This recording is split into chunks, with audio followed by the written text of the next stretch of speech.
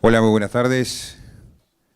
Gracias a todas y a todos por acompañarnos en esta actividad que forma parte de la campaña limpia de noticias falsas que ha puesto en marcha la Asociación de la Prensa Uruguaya, que ya tuvo su primer evento el pasado 26 de abril con la firma del Pacto Ético de los partidos políticos contra la desinformación.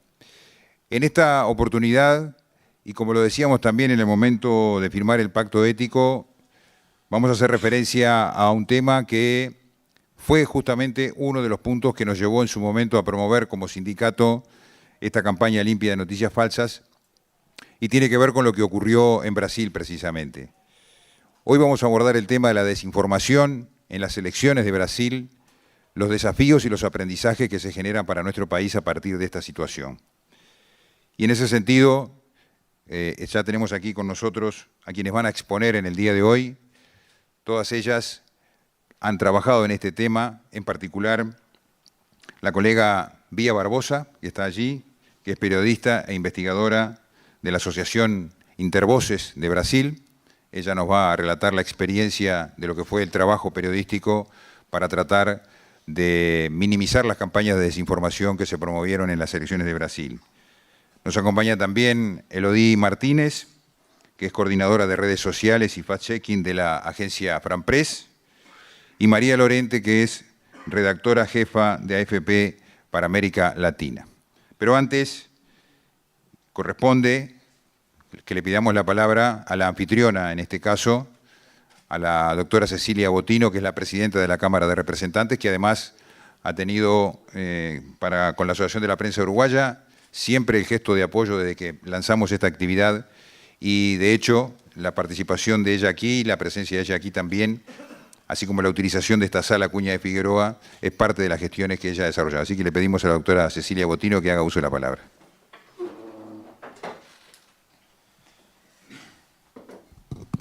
Bueno, buenas tardes, muchas gracias por venir, bienvenidos y bienvenidas a la mesa, saludarlas, agradecerles que hayan aceptado también participar.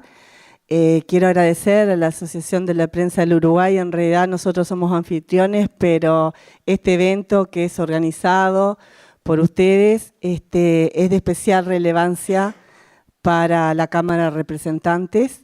Saludo al diputado Rodrigo Goñi, que se encuentra acá presente también, además de quienes van a participar del seminario, y decirles que cuando nos convocó la Asociación de la Prensa del Uruguay a contarnos de qué se trataba en aquel momento, lo que iba a ser la presentación del pacto ético que le iban a presentar a los partidos políticos como una propuesta, no pudimos más que celebrar la propuesta. No pudimos, está el diputado Daniel Casciani también, perdón, diputado, que recién lo veo,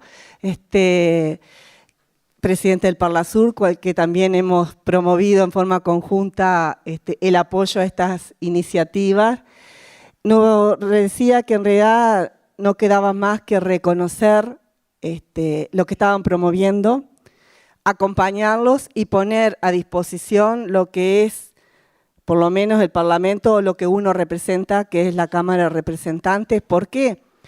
En primer lugar, porque también desde la presidencia de la Cámara, cuando asumimos el 1 de marzo, nos propusimos en este año electoral particularmente hacer un gran esfuerzo por reivindicar al sistema político, hacer un gran esfuerzo por reivindicar al sistema democrático, que el Parlamento lo representa a su cabalidad, pero también porque nos preocupa el tema de la antipolítica.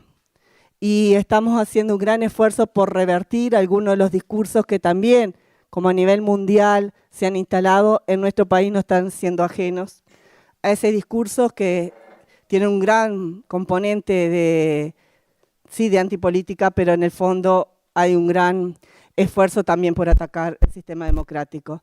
Y nosotros que representamos a la presidencia de la Cámara de Representantes y que también representamos al Pleno, nos preocupa particularmente.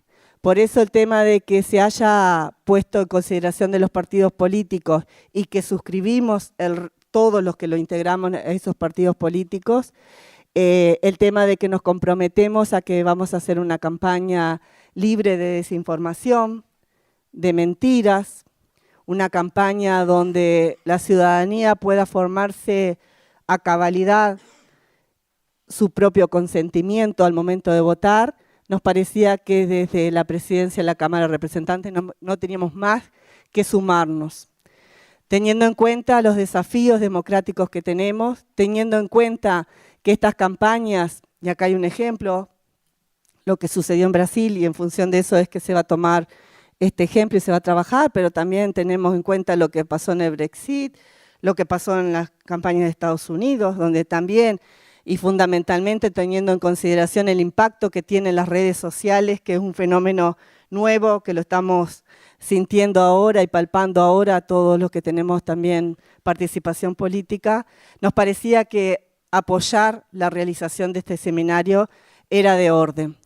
Nosotros hemos también desde la presidencia de la Cámara, en los distintos eventos que estamos llevando adelante, promovemos lo que significa la formación de un debate informado, con conocimiento, con altura, donde las instituciones democráticas se pongan en valor.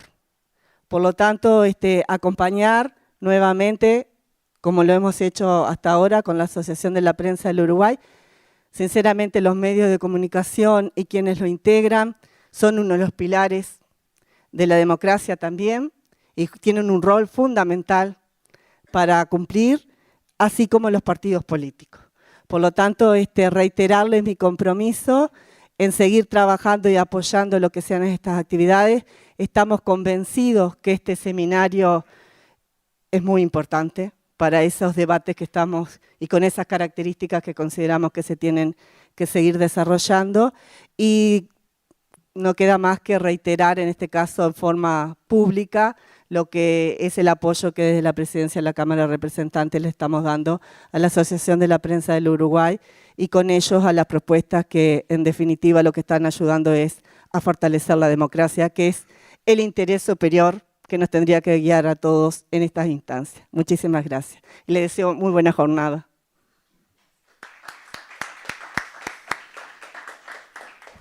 Agradecemos a la doctora Cecilia Botino, la presidenta de la Cámara de Representantes.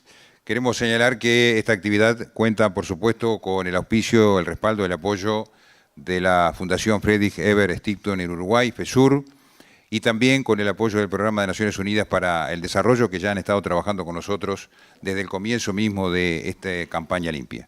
Vamos a pedirle ahora, antes de entrar directamente al seminario, que haga uso de la palabra el presidente de la Asociación de la Prensa Uruguaya, el compañero Fabián Cardoso.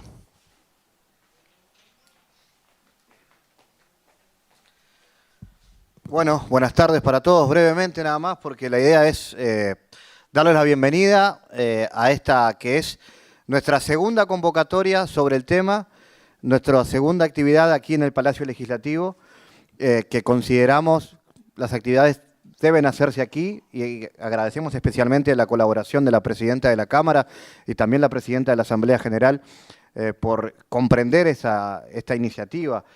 Consideramos que estos temas deben debatirse acá, en la Casa de la Democracia, en la Casa de todos los partidos. Otra vez, buena parte del sistema político ha atendido este planteo y aquí hay representantes partidarios del Frente Amplio, del Partido Nacional, del Partido Colorado.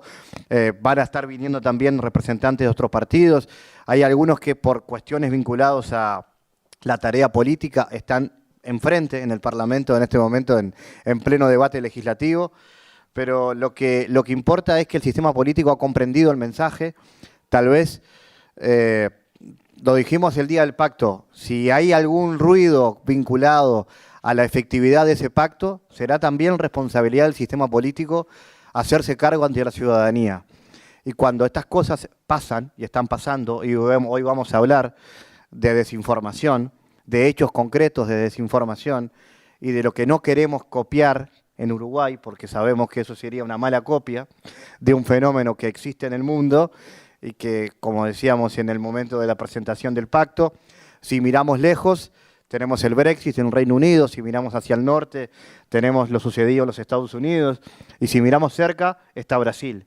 Y por eso hoy queremos mirar cerca para no copiar no copiar lo malo de la política y que el sistema político entienda que no es bueno utilizar las herramientas de la desinformación para ganar una campaña electoral.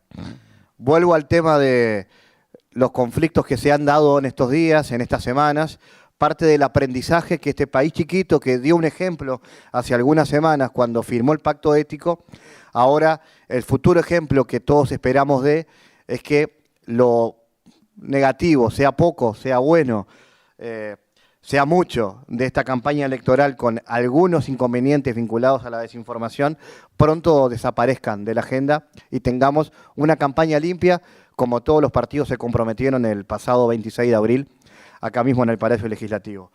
Saludo también la presencia de muchos estudiantes de comunicación que han venido, esa es otra iniciativa que teníamos, que también las nuevas generaciones, los futuros periodistas o los actuales, se sumen a esto y comiencen a comprender por dónde van las reglas claras del trabajo de un comunicador en su vínculo con el sistema político.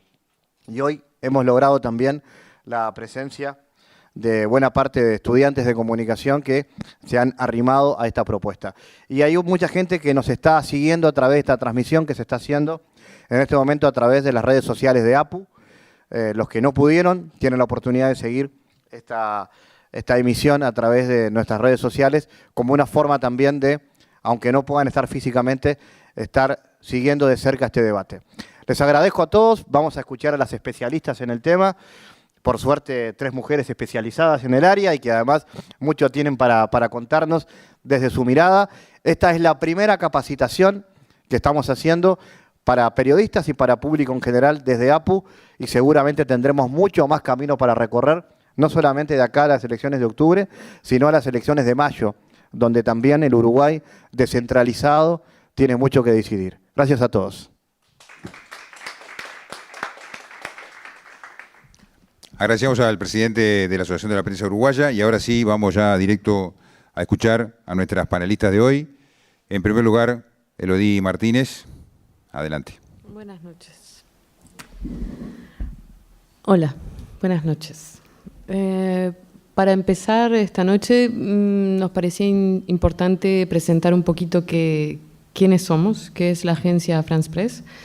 Es la más antigua de las agencias de noticias que existen en el mundo. Es una de las 3 principales también, existe desde 1835. La agencia France Press se lanzó en el tema de la verificación de contenidos y de noticias falsas en la campaña electoral francesa. En 2017 se asoció con otros medios franceses en una alianza que se llamó Crosscheck. Es una experiencia que dio muchos frutos buenos y la AFP decidió, al igual que otros medios también, en noviembre de ese año lanzarse por su cuenta en la verificación específicamente de contenidos falsos que seguían circulando en Francia. La experiencia fue exitosa. Entonces se decidió ampliar el proyecto. En junio del 2018 se exportó, digamos, se formaron equipos en América Latina, en Norteamérica, en Asia, donde hay verificadores y editores que todo el tiempo están monitorizando las redes sociales y verificando el origen, la veracidad de las cosas que están circulando. En la AFP nos instalamos en primera instancia en México, Colombia y Brasil, que eran 3 países que estaban viviendo campañas electorales. Bueno, en México llegamos justito y no pudimos integrar la coalición verificado que se había formado allá y que tuvo muchas repercusiones buenas también, porque en estas alianzas lo bueno que sucede es que los periodistas trabajan al unísono, colaboran en vez de competir y entonces las verificaciones salen mucho más rápido y mucho más sólidas y mucho más ricas porque uno consigue una fuente, otro consigue el origen de una foto, el otro y así se arman buenos artículos. Pero de todos modos nos instalamos en México porque el fervor, el debate político estaba en pleno auge y allí había mucho para combatir. En Colombia también se estaba definiendo el sucesor de Juan Manuel Santos, y bueno, en Brasil, como lo adelantaron, lo profundizará Bia, se definía la sucesión de Michel Temer. ¿Qué tipo de contenidos verificamos? Nosotros no podemos verificar las cosas que no son verificables. No verificamos opiniones políticas, no verificamos rumores. Y nuestra manera de verificar consiste en traer al lector pruebas. Entonces, si no tenemos pruebas, no podemos escribir nada. Es la manera que tenemos de trabajar. En los ámbitos electorales es donde notamos que hay mayor fervor. En Brasil fuimos parte de Comprova, esa alianza de medios, de más de 20 medios, que tuvo muchísimo trabajo, y sigue habiendo muchísimo trabajo, porque seguimos estando en Brasil verificando. Duplicamos el equipo de verificadores porque ante la abundancia de material. La experiencia de sumarnos a alianzas con otros medios la repetimos en Nigeria. Somos parte de Reverso, que es la alianza que se creó en Argentina, es la mayor que haya existido hasta ahora, con un centenar de medios entre productores, difusores. Nos asociamos con Chequeado en esta alianza, y esperamos ser parte de la que se vaya a formar, esperemos en Uruguay, porque realmente son experiencias súper exitosas, son muy formadoras para los periodistas, permite que el público general esté como más despierto en cuanto a los contenidos que circulan. Los contenidos pueden ser desde fotografías sacadas de contexto, personas atribuidas que no son las que dicen ser, videos también sacados de contexto, declaraciones de políticos o de personalidades públicas, que siempre creadas con una intencionalidad bien clara, sea de tener una incidencia en la opinión pública, tanto por temas religiosos, políticos. También hay intenciones monetarias atrás. Hay gente que simplemente quiere generar clics y por lo tanto dinero. Entonces, en nuestros artículos intentamos desmontar estas mentiras y al mismo tiempo dejar en evidencia lo que pudo motivar, sin hacer interpretaciones, pero intentamos dejar en evidencia la gran mentira. Siguiendo con lo que dice Elodie, yo también trabajo en AFP. Obviamente la cobertura de noticias, de conflictos, de elecciones, de catástrofes, la cobertura de fenómenos sociales, eso está en el ADN nuestro, pero llegó un momento, sobre todo después del Brexit y las elecciones de Estados Unidos, y cuando, como contaba Elodie, cuando llegamos a las elecciones francesas, que sentimos que ya no podíamos quedarnos de brazos cruzados, teníamos que pasar a la acción. Cada vez que hay un tipo de estas noticias que nosotros llamamos dominantes, breaking news, esto desata una avalancha de contenido falso, ya sea fotos, textos, videos. Y entonces lo que sentíamos es que, bueno, al verificar contenidos no es que estamos sustituyendo a la cobertura de noticias, es decir, es una especie de refuerzo, es una forma distinta también de cubrir las noticias, es decir, ahora también contamos sobre los falsos. Nos dábamos cuenta, ya había estudios que decían que las noticias falsas llegan mucho más lejos, más rápido y tienen mayor alcance que las verdaderas. Brasil es un país de 209 millones de habitantes. La mayoría de las personas tiene un 60% que están conectados. Es uno de los países que tienen más conexión a las redes sociales en el mundo, sobre todo Facebook y WhatsApp. En la recta final de las elecciones, en octubre pasado, lo que vimos fue una guerra sin cuartel entre Jair Bolsonaro, que resultó presidente electo, y Fernando Haddad, candidato izquierdista del PT. Al punto que llegó un momento que ya nadie sabía qué era verdadero y qué era falso.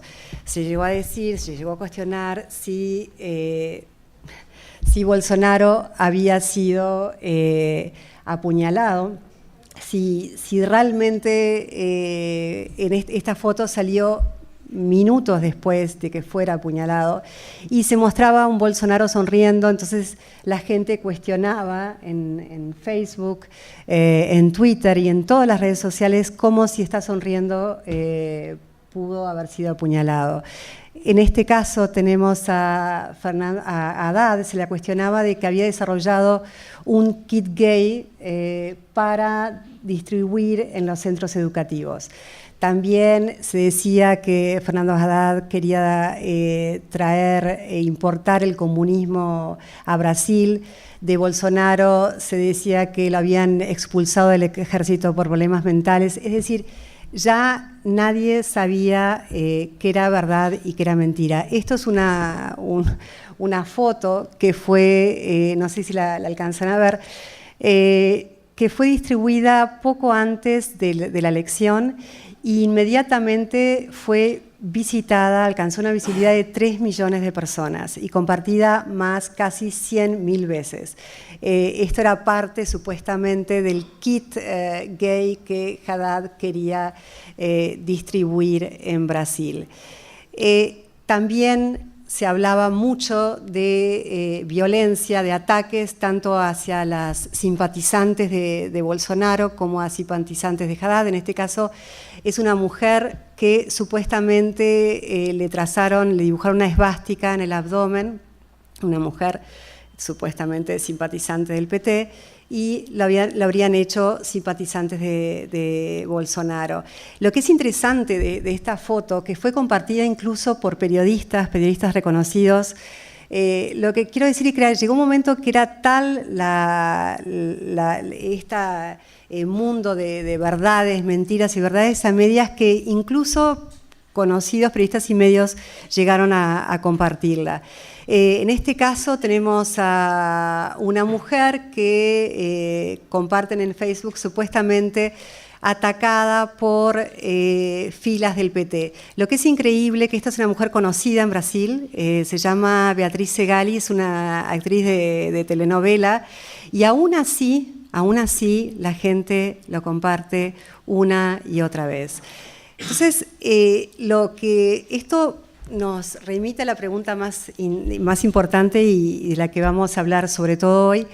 ¿Qué impacto? ¿Cuál es el impacto? O sea, sí nos damos cuenta que esto es un fenómeno, pero ahora, ¿cuál es el impacto de este fenómeno en las elecciones y en el proceso electoral y también, obviamente, en una democracia?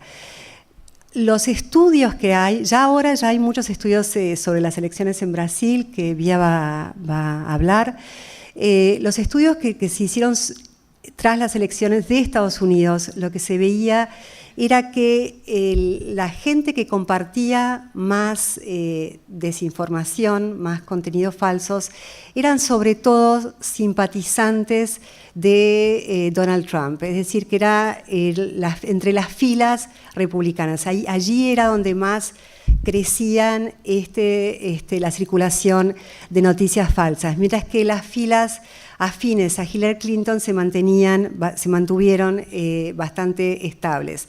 Otro de los estudios decía que los que más comparten, y esto es a nivel general, ya no estamos hablando de un proceso electoral, la gente que más comparte desinformación o contenidos falsos son personas mayores a 65 años. Esto es porque obviamente estuvieron menos expuestos al aire digital que a un adolescente o joven que tiene quizás probablemente más herramientas para darse cuenta si una foto fue manipulada o está sacada fuera de contexto. Hay los estudios que se hicieron en Brasil.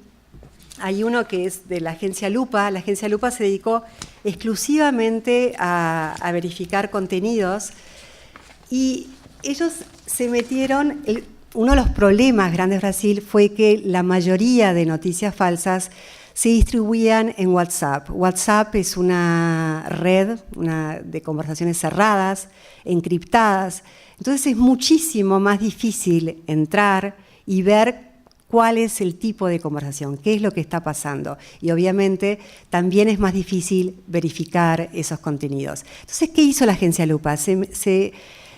Con otras 2 universidades se metieron en 347 conversaciones y tomaron y se dieron cuenta, la conclusión fue que los que más compartían contenidos falsos eran los grupos afines a Bolsonaro, es decir, que entre ellos se daba una mayor circulación de contenidos falsos. Eligieron las 50 fotos más compartidas y esta es la foto que fue más compartida en las redes sociales. ¿Qué vemos aquí? A Dilma Rousseff junto a Fidel Castro. Esta foto lo que quería dar, obviamente, era la idea, reforzar la idea de que Dilma había sido alumna de Fidel. En realidad, esta foto fue tomada en 1959, aquí ven la foto verdadera, es una foto de Castro cuando visitó Nueva York, y en ese entonces Dilma tenía tan solo 11 años. Con esto vemos que también otro fenómeno que lo ven todos los académicos, la gente no presta demasiada atención a lo que comparte, es decir, quiere estar en la conversación pública y por eso comparte muchas veces este tipo de contenidos falsos. Hay otro estudio que es bastante interesante, es que lo llevo ahora, es que la gente lo que pasa cuando en este mundo de, como decíamos, de mentiras, es que se van generando una especie de filtro burbuja en las que las conversaciones no interactúan. Entonces tenemos de un lado las personas afines a Bolsonaro que refuerzan su identidad, su pensamiento, su ideología, y no interactúan con las personas que tienen un pensamiento contrario. Ese filtro burbuja que vemos en este mundo de verdades y mentiras, lo que hace es súper perjudicial a una democracia, porque una democracia, lo más importante de una democracia es el debate y que ese debate sea público. Si nosotros tenemos círculos cerrados en los cuales la gente reafirma sus ideologías, su creencia, así como pasa a veces con la idea de violencia, con cualquier tipo de idea, eso es peligrosísimo para una democracia. Se puede decir que Brasil, que Bolsonaro ganó las elecciones con un 55% solo gracias a la desinformación. No, obviamente no. Brasil había otro fenómeno, que es un país que estaba también muy golpeado por escándalos de corrupción que ensombrecieron al PT, de hecho provocaron la prisión de Luis Ignacio Lula da Silva y la destitución de Dilma Rousseff. Hay un estudio del Instituto Pew Research sobre los brasileños, justamente hecho un año antes de la elección, hecho en 2017, y 95% de los brasileños ya decían que lo que más les preocupaba era la corrupción, lo que más les afectaba.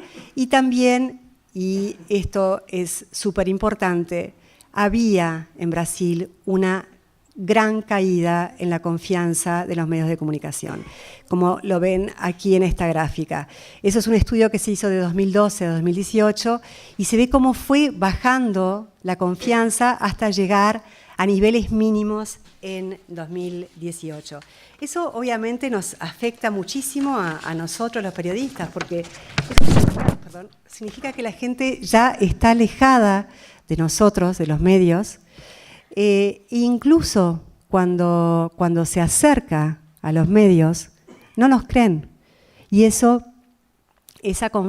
desconfianza nos ha golpeado muchísimo, y también los estudios dicen, los académicos dicen que cuanto mayor es la desconfianza en los medios, cuando mayor es la desconfianza en las instituciones, en la política, eso obviamente es caldo de cultivo para que para que la desinformación pegue mucho más fuerte.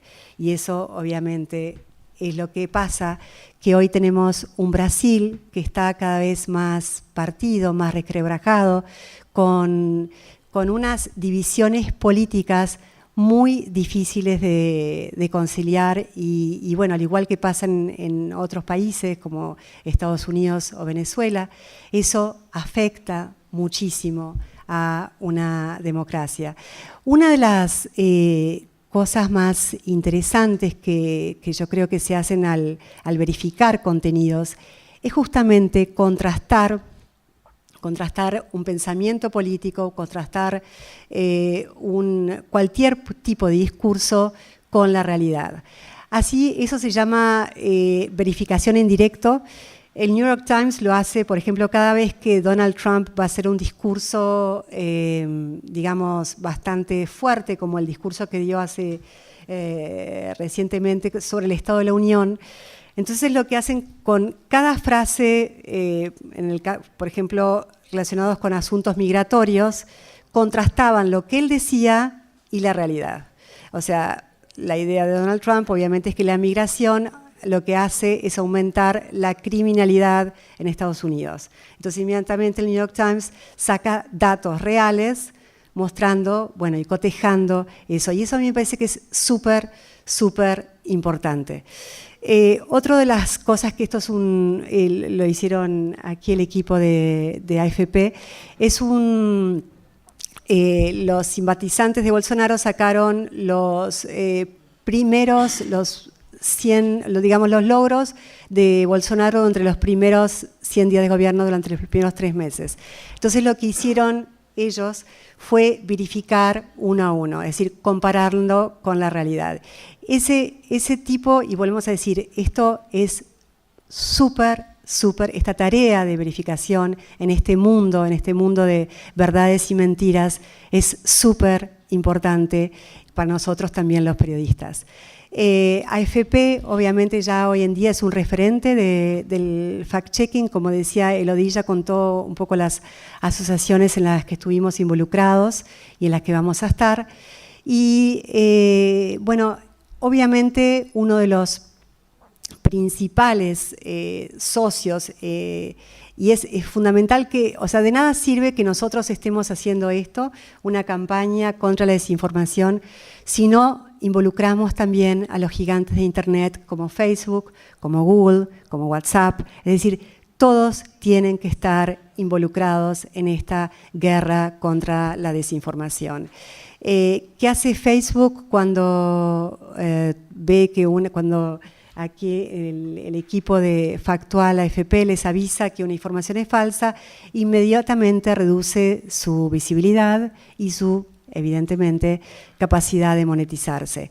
A ustedes también, si van a compartir una nota, un artículo que fue verificado, les avisa: esto fue verificado, está calificado como falso, y están ustedes decidir si lo van a compartir o no. Obviamente, el hecho de estar aliados con Facebook también levanta muchas interrogantes. Es decir, en el caso nuestro, un medio de comunicación que escribe sobre Facebook, que también nos interesa que Facebook nos pague por los contenidos que, digamos, que distribuye. ¿Cómo hacemos al mismo tiempo para estar aliados? Es decir, ¿a dónde está? ¿Esto podría golpear la independencia en este caso de AFP? No lo hace porque, digamos, Facebook jamás nos dice a nosotros lo que debemos verificar. Nosotros decidimos, y como les explicó Elodie antes, la decisión es también una decisión editorial, qué se va a verificar y qué no. Tiene que obviamente generar un impacto social, tiene que ser tiene que ser viral, tiene que tener algún sentido, en este caso, político, que nos interese, por ejemplo, participar activamente en un proceso electoral.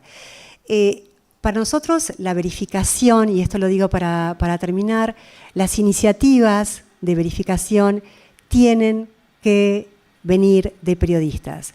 Es súper importante que los gobiernos estén involucrados con políticas de educación, de distribución, con este tipo de eventos como el que estamos aquí, pero los periodistas son los que tienen la mejor capacidad para hacer esta tarea de verificación. ¿Por qué? Porque muchos gobiernos, por ejemplo, en el caso de Donald Trump o incluso Bolsonaro, acuñaron esta palabra fake news, sobre todo para responder a aquellas verdades o preguntas que les resultan incómodas. Entonces, no puede ser solo una tarea de un gobierno esta batalla contra la fake news. Tiene que ser, obviamente, de los medios de comunicación reputados, pero también, obviamente, el papel importante es la sociedad civil. Es decir, de nada sirve que nosotros estemos haciendo esto si no involucramos a toda la sociedad civil, porque compartir tiene que ser una responsabilidad. Y hay elementos, herramientas bastante básicas que quizá Elodie les puede contar después, de cómo darse cuenta o cómo sospechar cuando nos podemos encontrar ante una información falsa. Muchas gracias. Agradecemos a Elodie y a María por la presentación, en este caso a cargo de la agencia Franpress. Y ahora sí vamos a pedirle a Vía Barbosa, que nos está acompañando también, que haga referencia al tema quizá de fondo que está planteado, que es precisamente la desinformación en las elecciones de Brasil y los desafíos y aprendizajes que se generan para nuestro país. Hola, buenas noches. Muchas gracias por la invitación. Lo siento por el portuñol, que vamos a hablar ahora juntos. Espero que me comprendan. Voy a intentar hablar un poco despacio. Muchas gracias a la Asociación de la Prensa Uruguaya por la invitación y también a FES, a los parceros aquí de Uruguay. Estoy muy contenta de volver a Montevideo para intentar contribuir un poco con este problema que seguimos enfrentando en Brasil. Como María habló, no es algo que terminó el proceso electoral, que se continúa. Y qué bueno que ustedes, que la APO está se involucrando en esta cuestión antes que lo peor ocurra. Y quizá ustedes logren pasar por el proceso electoral sin pasar por lo que nosotros pasamos. Seguro que esto no es algo a se copiar de ninguna manera. Bueno, yo soy periodista de formación, trabajo en una asociación que se llama Intervoces, que tiene 15 años, casi 16, luchando por la libertad de expresión, el derecho a la comunicación en Brasil. En el proceso electoral del año pasado, seguimos un poco lo que pasó en materia de fake news, no haciendo chequeo, que es una cosa súper importante de hacer, nosotros tenemos parceros en Brasil que hacen, pero un poco mirando lo que las autoridades, las respuestas que las autoridades y que las plataformas también no dieron al problema de las fake news en Brasil durante las elecciones. Al final se logró hablar, no pasar el tiempo que me fue dado aquí, traer un poco de algunas sugerencias de cómo intentar enfrentar el problema, además de la cuestión del chequeo y de la educación mediática, que son cuestiones centrales, pero que se trabaja un poco, principalmente la cuestión de la educación mediática, es algo más de medio o largo plazo, pero que se tiene que investir desde ahora, pero algunas cuestiones más puntuales que, en nuestra opinión, podrían ter sido implementadas en Brasil y no fueran y colaboraron para que esta avalancha siguiera.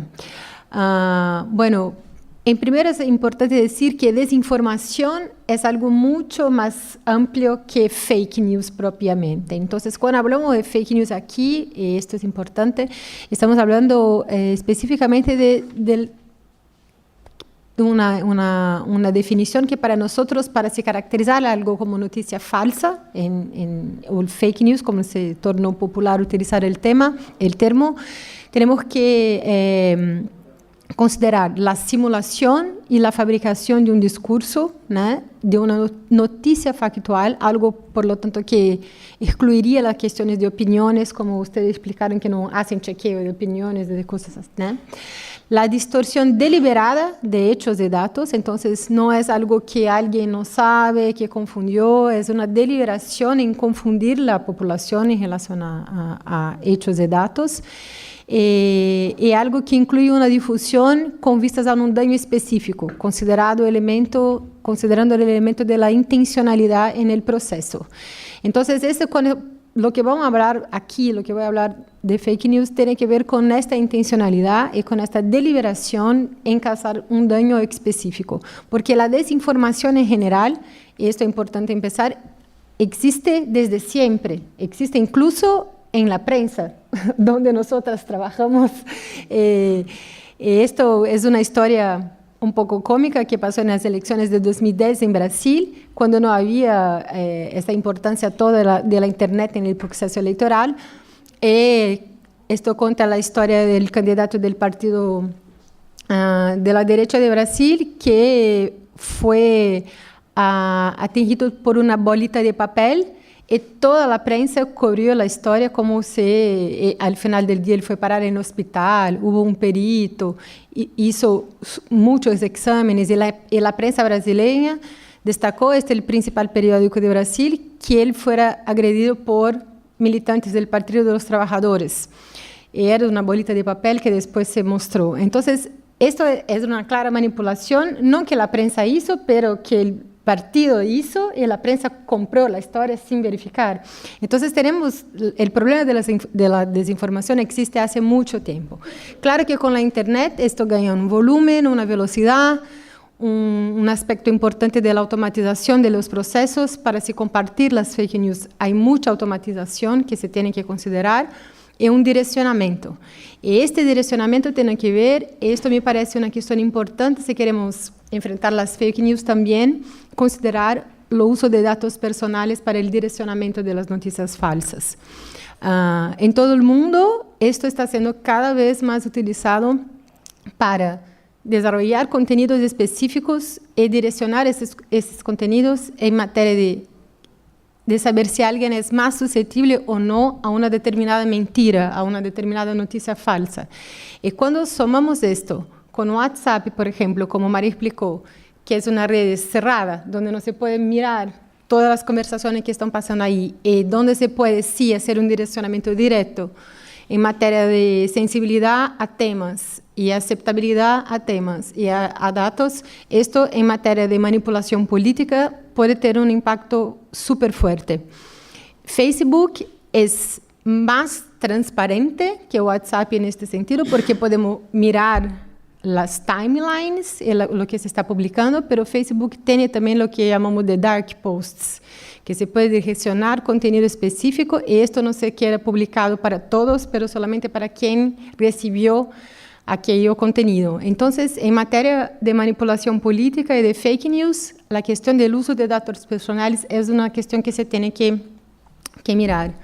Otra cuestión importante en Brasil es que, además de los enormes números de seguidores y usuarios de Facebook y WhatsApp que tenemos, una parte significativa de los ciudadanos brasileños acceden a Internet por lo que allá llamamos de tarifa cero, no sé si existe aquí también, yo creo que sí, con planos de acceso al Internet que con datos muy reducidos en los paquetes de datos de los teléfonos portables, y que al final la gente no logra clicar en los links que reciben o verificar o comparar la información fuera, sea del WhatsApp, sea del Facebook, y se quedan solamente con la imagen que recibieron o con o con el título del artículo que recibieron sin poder verificar o comparar esta información.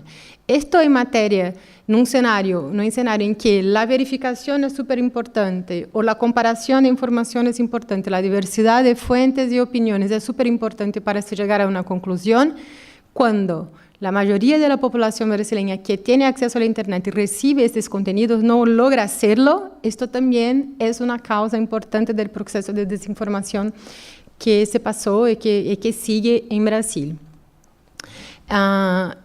Las conclusiones que voy a presentar un poco aquí sobre el ecosistema de la desinformación en las elecciones de Brasil no fueron desarrolladas por Intervoces, pero por un conjunto de universidades y de centros de investigación académica que así describieron como las características principales de este proceso de desinformación.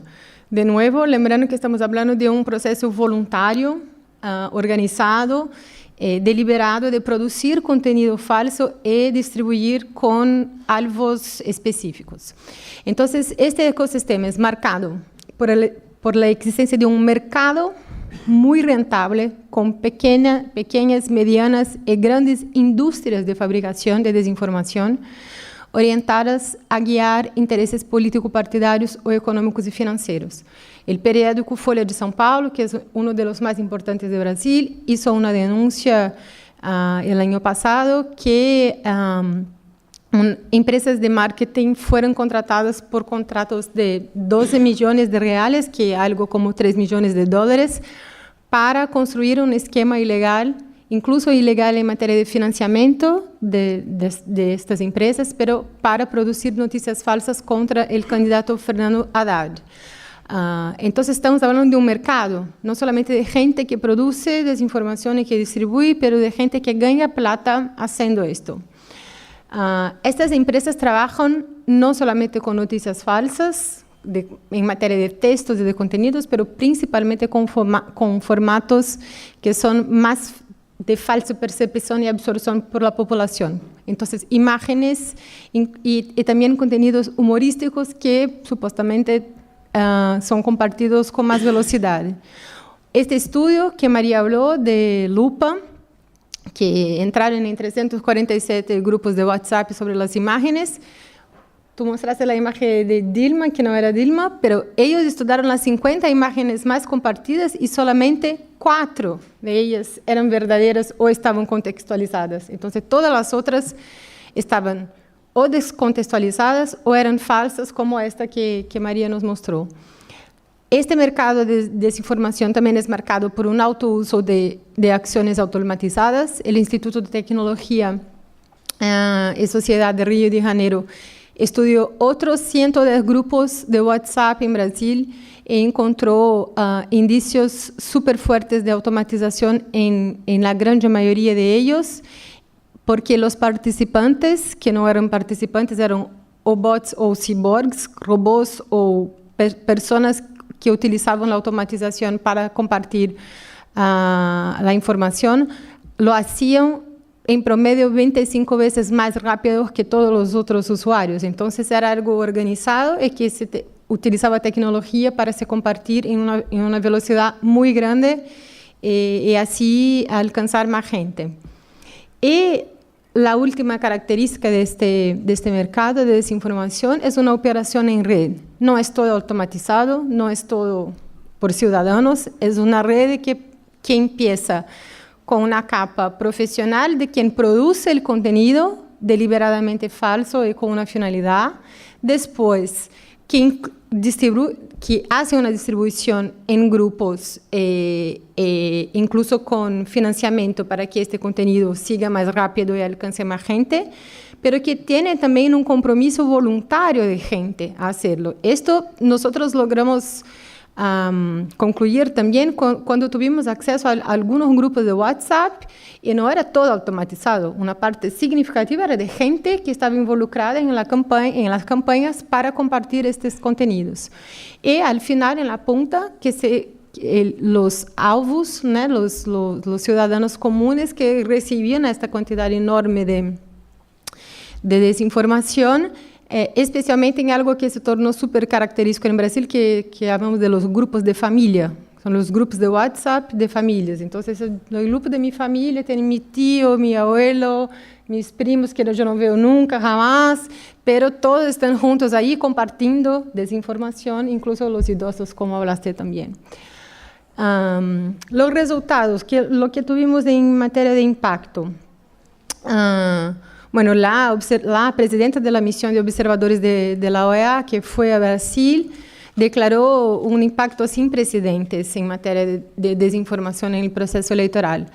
Y aquí yo traigo algunos levantamientos sobre las consecuencias de esta avalancha de información. Me gustó mucho el tema avalancha, voy a robarlo. Ibope es una de las agencias de opinión más significativas en Brasil. Ellos hicieron un levantamiento entre la primera vuelta y la segunda vuelta del año pasado, y que mostró que 90% de las personas entrevistadas tenían recibido algún tipo de desinformación. 90% de los entrevistados.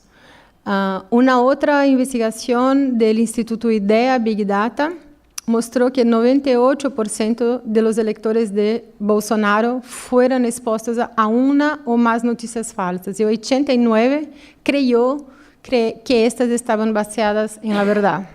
Entonces, en materia de impacto, es súper serio lo que pasó. De hecho, no podemos decir cambiaron su voto o decidieron su voto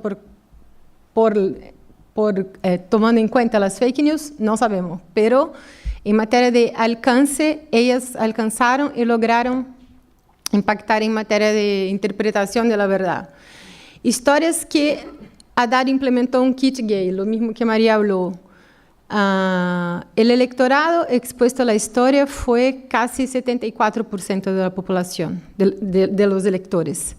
Electores de Bolsonaro que recibieron la historia, 85%.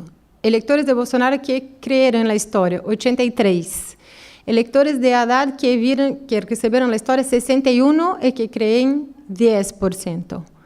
La historia que Haddad defiende pedofilia e incesto en un libro. Esta fue otra fake news súper fuerte que pasó. 44% del electorado recibió.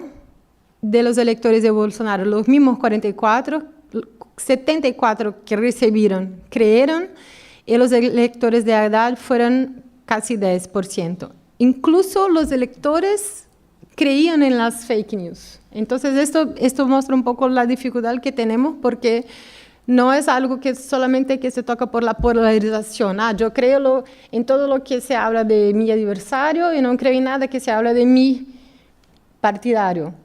El impacto de las fake news alcanza incluso los electores de uno y del otro lado también. El biberón con pene, de lo mismo que María habló, pero una otra foto. Es otra, hay muchas fotos con biberones de penes. Esto lo que decían era que Haddad distribuía esto en las guarderías de São Paulo cuando era alcalde. Esta es la vicecandidata de Haddad, Manuela Dávila. Ella tenía una camiseta que decía rebelde-se, algo así. Es comunista ella. Y hubo una transformación en la foto para escribir Jesús es travesti. Esto circuló súper fuerte en los grupos de evangélicos, que fueron una parcela súper importante que votó por Bolsonaro en las elecciones. Entonces, repito aquí, yo estoy totalmente de acuerdo con María, que Bolsonaro no fue elegido por las fake news, pero no podemos negar que hubo un impacto fuerte en el proceso electoral de las fake news. El proyecto comprueba que AFP hace parte, recibió más de 20.000 denuncias de informaciones falsas. Y claro, no logró checar todo porque es imposible, pero el volumen de informaciones falsas que estaba circulando era enorme. El mismo Instituto IDEA Big Data, después de las elecciones, afirmó que el 40% de los entrevistados dijo que cambió de posición de oposición o dudas sobre Bolsonaro para decididos o considerando votar en Bolsonaro después de las fake news. Entonces, aquí hay sí un dato más claro en materia de opinión que la gente, una parte significativa, cambió de opinión después de recibir las noticias falsas. Sobre las respuestas, un poco lo que monitoreamos. El Tribunal Superior Electoral de Brasil creó un grupo, un consejo consultivo sobre Internet de elecciones que tenía el rol de desarrollar un poco medidas específicas para combatir las noticias falsas, pero formó ese grupo con la Agencia Brasileña de Inteligencia, con la Policía Federal, con el Ejército, tratando, en nuestra opinión, de una manera muy policialesca, si podemos decir así, con una cuestión que era más educativa, de información, y que involucraba otros sectores que no fueron llamados a participar del Consejo. En el Congreso Nacional de Brasil, hoy tenemos más de 30 proyectos de ley para combatir las fake news. Y ellos van desde la criminalización del ciudadano que comparte fake news, o que a nosotros nos parece una medida totalmente desproporcionada, porque muchas veces los ciudadanos comparten sin siquiera saber que están compartiendo, y nosotros todos seguramente quizás ya compartimos noticias falsas sin saberlo. Hay proyectos de ley que proponen, por ejemplo, penas de 8 años en cárcel para personas que comparten fake news. Esto no nos parece una medida razonable. Hay proyectos... lo que pasó aquí. Aquí. Hay proyectos que proponen la prohibición de la criptografía, incluso, sobre todo porque WhatsApp fue el palco principal de la distribución de desinformación en Brasil. Para nosotros es también una medida desproporcional porque viola el derecho a la privacidad, y para nosotros periodistas, nosotros sabemos cuánto la criptografía es importante incluso para acceder a fuentes, y todo lo que los whistleblowers necesitan de criptografía, y lo que pasa en países con régimen autoritarios, como la criptografía es importante para garantizar la comunicación. Entonces no podemos apoyar medidas como esta. Otros proyectos, muchos, quieren cambiar el marco civil de Internet, que es una ley que tenemos en Brasil para garantizar derechos como privacidad y libertad de expresión en la red, para obligar a las plataformas a hacer la remoción inmediata de contenido considerado falso, ¿no?, en la Internet. Para nosotros esto es súper peligroso también, porque si de un lado el chequeo es fundamental, del otro a nosotros no nos parece que la decisión sobre qué contenido debe seguir circulando en la red o no sea algo de decisión privada de las plataformas, que ya tienen un poder súper grande en materia de flujo de información y de distribución de contenido, y hay muchos proyectos de ley de Brasil que fortalecen aún más este poder que las plataformas ya tienen. Entonces, las iniciativas de chequeo son súper bienvenidas, pero lo que las plataformas están haciendo con el chequeo, sea reduciendo el alcance, o sea, sacando la información, a nosotros no nos parece que sea una decisión privada de una empresa privada que tienen otros intereses diferentes que el interés público necesariamente. Entonces, estamos preocupados también con estos proyectos. Y aquí hablo un poco de esto, el de algunos problemas de chequeo que resultaron, por ejemplo, en la remoción de contenidos que posteriormente fueran comprobados en Brasil. Y termino con algunas medidas que no pasaron en Brasil y que quizás sea interesante mirar. No sé si está tarde allá para implementarlas aquí en Uruguay, pero son cosas que a nosotros nos parecieron interesantes. Hay una resolución del Tribunal Superior Electoral de Brasil sobre impulsionamiento de mensajes, porque estamos hablando de propaganda política durante el proceso electoral también. Entonces, esta resolución definió que el mensaje impulsado debía estar identificado con información sobre el candidato o partido o datos sobre quién estaba patrocinando el impulsionamiento. Por lo tanto, no hubo una determinación del tribunal para que las plataformas o para que los partidos políticos tuvieran que mantener el registro de todos los anuncios y posts impulsionados. Ni cuánto pagaron por cada post, ni el alcance de cada post, ni los anunciantes en general que financiaron cada uno de estos posts. Lo que pasó fue, si yo como lector recibía un anuncio, yo sabía que alguien había pago y quién tenía pago, pero no cuánto fue pago, ni cuántos anuncios fueron pagos. Esto en materia de mirar el poder económico en un proceso electoral, que también se utiliza de las plataformas para se manifestar, es algo que nos parecía importante también y que podría ser una manera de combatir la desinformación. SaferNet es una asociación brasileña que trabaja con Internet. Ellos hicieron un conjunto de propuestas tanto al tribunal como también a WhatsApp y que fueron ignoradas y a nosotros nos parece interesante. La primera, vedar la utilización de características sensibles como origen racial, convicciones religiosas, afiliación a sindicatos o organizaciones de carácter religioso, datos referentes a la salud o a la vida sexual para el direccionamiento de propaganda en Internet. Porque esto fue súper estratégico para se alcanzar y se cambiar la opinión de grupos específicos que votaron por uno u otro candidato en las elecciones. Vedar los dark posts, que yo hablé aquí y allá, vedar el pago de anuncios y el impulsar de contenido político en moneda extranjera.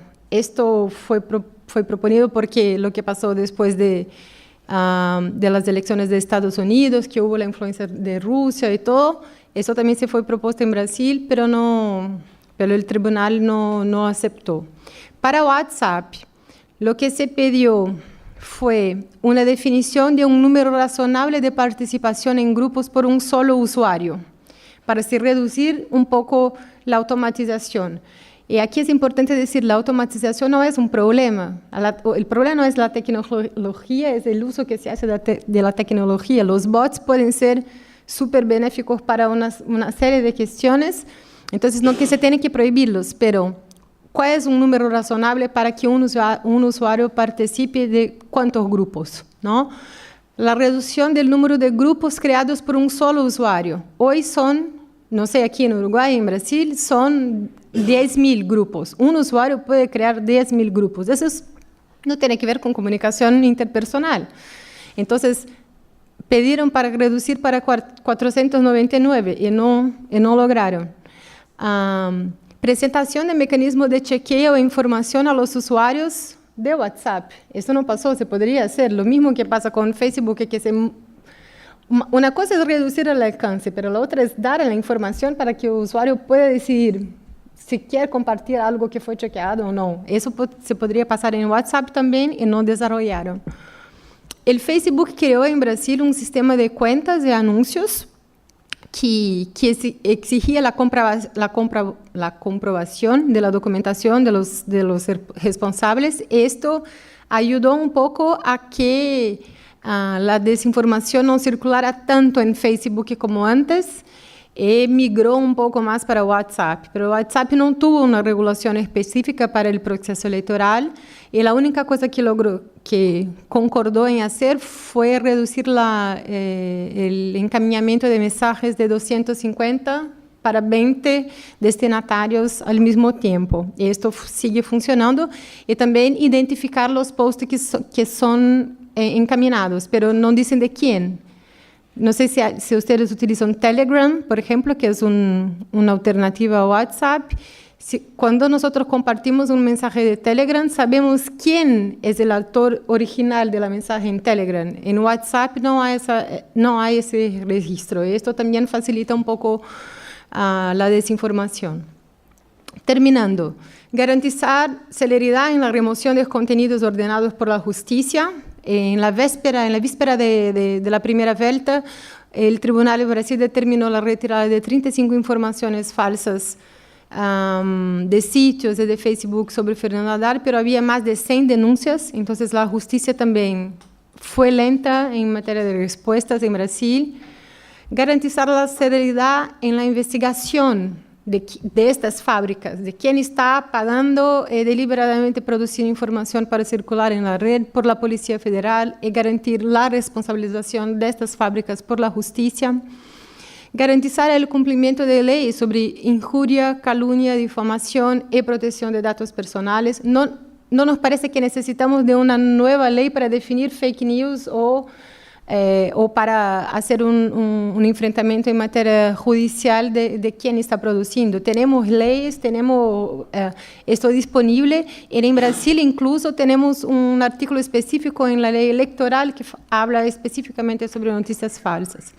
Formar operadores de derecho para lidiar de manera rápida y sin violar la libertad de expresión con el tema de la desinformación. Educación para los medios, lo que hablamos aquí y allá, sobre la cuestión de la reconstrucción de la credibilidad de la prensa como un todo. Enfrentar viejas y nuevas formas de concentración de poder informacional que son instrumentalizadas para la desinformación y la manipulación política. Y por último, fortalecer, o que nos parece cada vez más importante, una cooperación entre el Estado, entre la sociedad civil, entre la prensa y también entre las plataformas para pensar mecanismos democráticos de regulación de estas plataformas. A partir del momento, esta es una opinión que Intervoces tiene, firmada con parceros como Observacon, la ADC, que es una asociación argentina. A partir del momento que las plataformas están haciendo gestión de contenido, están tomando decisiones en materia de flujo editorial de contenido, ellas dejan de ser solamente empresas de tecnologías o intermediarias de contenido. Y pasan a ser también corresponsables de alguna manera por esto. Entonces, ¿cómo responsabilizar? Y aquí no se trata de una regulación que venga de arriba, como se pasa en muchos estados autoritarios, tampoco de solamente autorregulación, porque el impacto de lo que está pasando en materia de contenido en las plataformas digitales es significativo. Entonces, ¿cómo podemos avanzar para hacer un debate democrático sobre esta cuestión, para entender los papeles y las responsabilidades de cada actor? Es esto. Muchas gracias.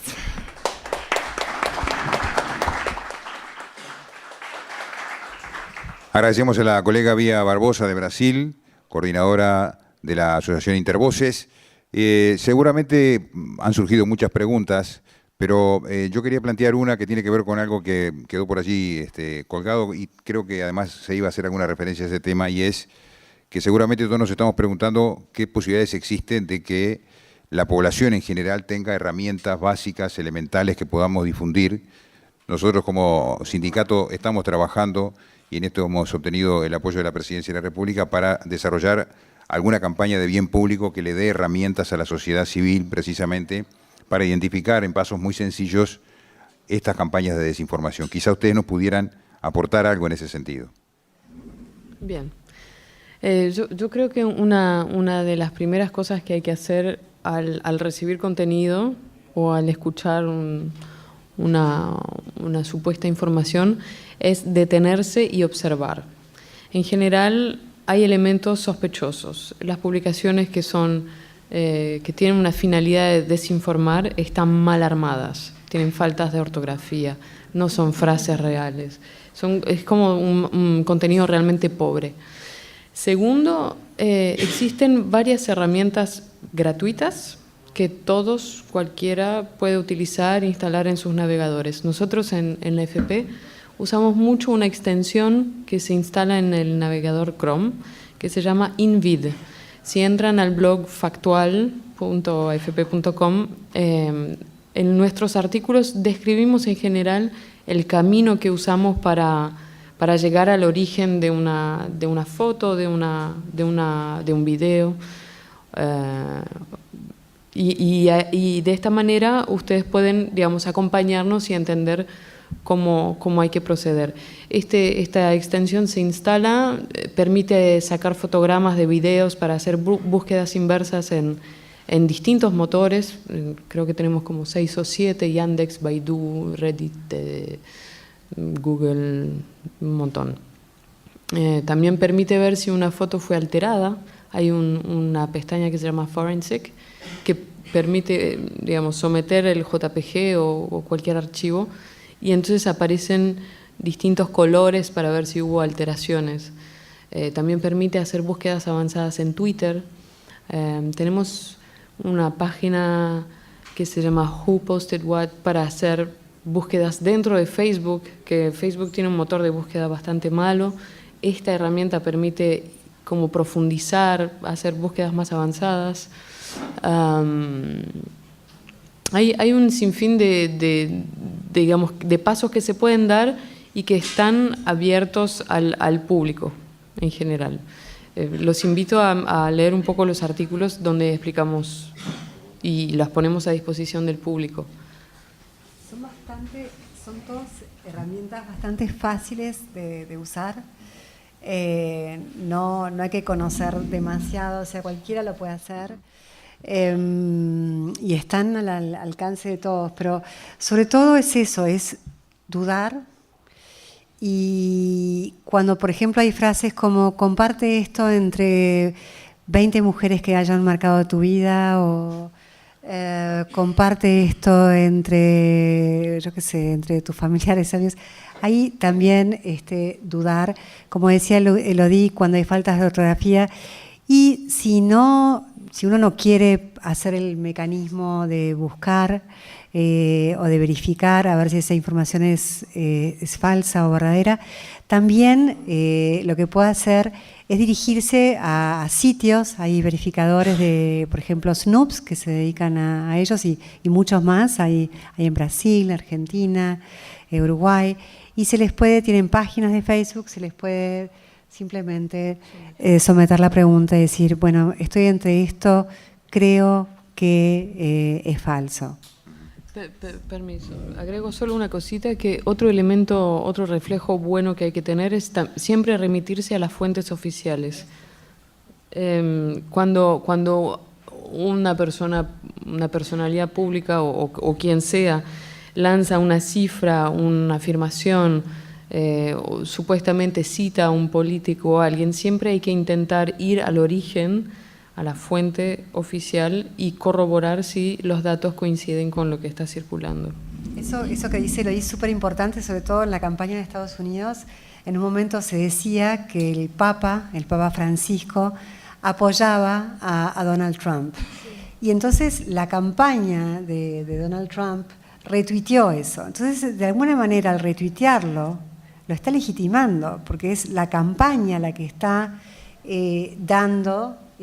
distribuyendo ese contenido. Entonces, por eso ir a la fuente original es súper, súper importante. Y además de la fuente original, también a los vehículos tradicionales de prensa, porque si hay una noticia espectacular y nadie en la prensa tradicional notició, esto hay que dudar también, porque... Bien, no sé si hay alguna pregunta que quieran plantear, si no, vamos a agradecer, por supuesto, con un fuerte aplauso a nuestras panelistas en la participación en este seminario. Gracias, María, Elodie, Vía, y hasta una próxima instancia. Gracias a ustedes también por acompañarnos.